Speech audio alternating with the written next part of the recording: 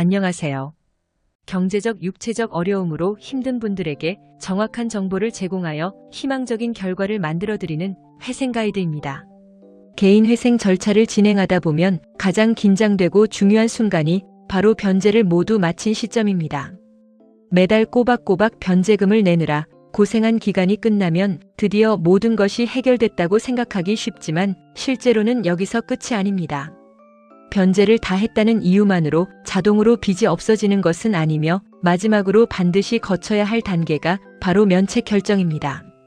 이 결정을 받는 것과 받지 않는 것의 차이는 매우 크기 때문에 정확한 의미와 주의할 점을 알고 계시는 것이 매우 중요합니다.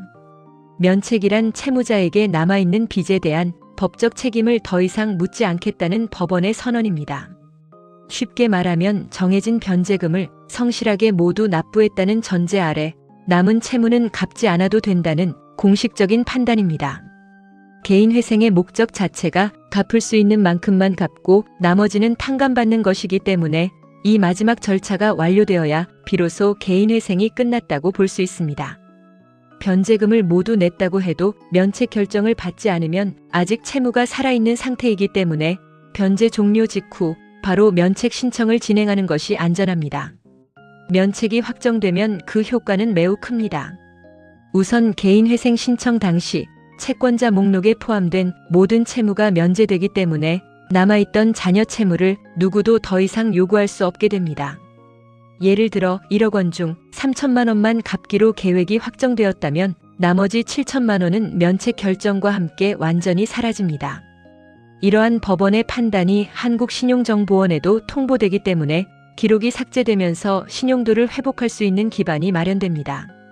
시간이 지나면 점차 새로운 금융거래도 가능해져 정상적인 경제생활로 복귀할 수 있게 됩니다.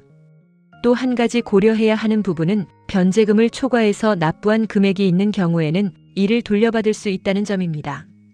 일부 채무자분들은 변제금 구조나 조정 과정에서 실제 납부한 금액이 계획보다 많아지는 경우가 생기는데 이러한 차액은 면책 절차 과정에서 환급 신청을 통해 되돌려받을 수 있습니다. 예상치 못한 금액이 돌아오는 경우도 있으니 반드시 확인해 보시는 것이 좋습니다. 다만 면책은 모든 채무에 무차별적으로 적용되는 것이 아니라는 점을 주의하셔야 합니다. 개인회생 신청 당시 작성한 채권자 목록에 포함된 채무에만 효력이 미치기 때문에 신청 과정에서 빠뜨린 채무는 면책 대상에서 제외됩니다. 또한 변제 기간 중에 새로 발생한 채무 역시 면책되지 않습니다. 이런 실수는 이후에 다시 독촉을 받는 원인이 되니 초기 신청 단계에서 채무 목록을 꼼꼼하게 작성하는 것이 무엇보다 중요합니다. 면책 결정이 채무자 본인에게만 적용된다는 점도 기억해야 할 부분입니다. 만약 해당 채무에 대해 보증인이 있다면 채무자가 면책을 받더라도 보증인의 채무는 그대로 남아있어 계속 변제가 요구될 수 있습니다. 더 나아가 보증인이 대신 갚은 금액에 대해 채무자에게 구상권을 행사할 수 있는 상황도 발생하는데 이를 방지하려면 처음 개인회생을 신청할 때 보증인 역시 채권자 목록에 포함시켜 구상권 채무까지 면책을 받도록 준비해야 합니다. 회생 가이드는 법률적으로 문제가 될 수 있는 부분에 관해 상세히 설명을 드리고 해결책을 제시하는 길잡이를 해드립니다.